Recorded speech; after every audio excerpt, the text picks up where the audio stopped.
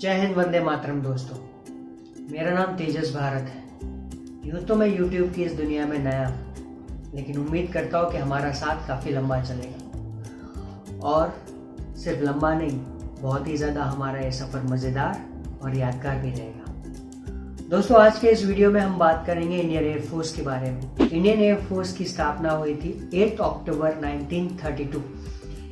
इसको Indian air force act के तहत बनाया गया था और इसीलिए हर साल 8 अक्टूबर के दिन को हम इंडियन एयरफोर्स डे के रूप में मनाते हैं। इंडियन एयरफोर्स को पहले रॉयल इंडियन एयरफोर्स कहा जाता था, लेकिन इंडिया के रिपब्लिक होने के बाद यानी कि 1950 के बाद रॉयल का टाइटल हटा दिया गया और इस तरह हमें इंडियन एयरफोर्स का नाम मिला। आप सबको और मुझे एक भारतीय होने के नाते इस बात पे गर्व करना चाहिए कि हमारी इंडियन एयरफोर्स वर्ल्ड की 4th लार्जेस्ट और पावरफुल एयरफोर्स है। हमारे पास कुल मिलाकर के 1,70,000 एयर वॉरियर्स है और तकरीबन 1700 एयरक्राफ्ट्स है। हमारी एयरफोर्स का मोटो है नभः स्पर्शम दीप्तम, जिसका इंग्लिश में अर्थ है touch the sky with glory. ये मोटो श्रीमद् भगवद गीता के 11वें अध्याय के 24वें श्लोक से लिया गया है। हमारी जितनी भी आर्म फोर्सेस है, चाहे वो आर्मी, नेवी हो, एयरफोर्स हो, इन सब की अपनी अपनी एक स्पेशल फोर्सेस है जिनको स्पेशल ऑपरेशंस के लिए इस्तेमाल किया जाता है, जैसे कि रेस्क्यू वगैरह हो गया, कोई इंटरनेशनल मिशंस हो गए। वैसे ही इंडियन एयरफोर्स की जो स्पेशल फोर्स है उसको गरुड़ कमांडो फोर्स कहा जाता है। इनकी स्थापना 2004 में हुई थी। भारतीय वायुसेना पर गर्व करने की एक और वजह मैं आपको बताता हूँ। सियाचिन ग्लेशियर एयरफोर्स स्टेशन, जो कि 22,000 फीट की ऊंचाई पर है, सारी दुनिया में सबसे ऊंचाई पे बनाया हुआ एयरफोर्स स्टेशन वो कि हमारा एयरफोर्स स्टेशन है, हमारी एयरफोर्स का है।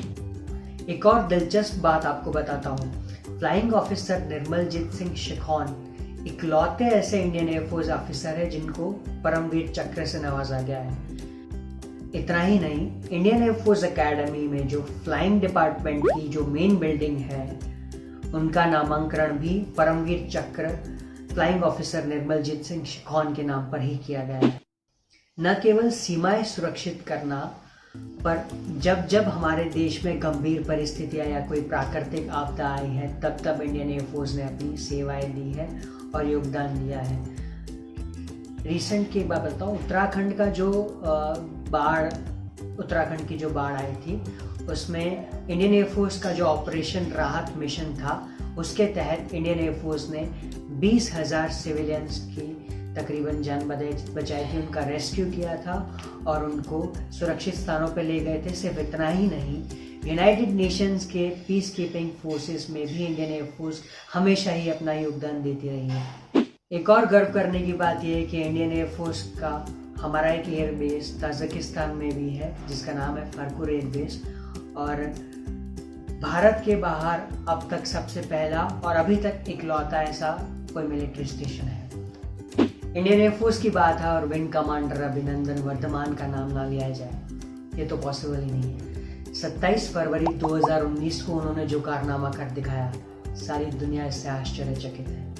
उन्होंने MiG-21 बाइसन, जो कि 30 साल पुराना फाइटर एयरक्राफ्ट है, उससे F-16 पाकिस्तान का, जिसकी मैन्युफैक्चरिंग 2018 में हुई है, उसको मार गिराया।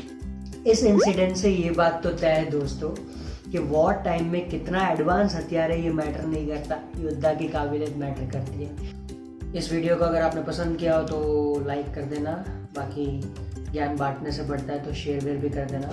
अगर कुछ पसंद ना आया हो तो आप कमेंट बॉक्स में कमेंट करके भी बता सकते हो, अगले वीडियो में ध्यान रखा जाएगा और उस चीज़ को हम दोबारा रिपीट नहीं करेंगे।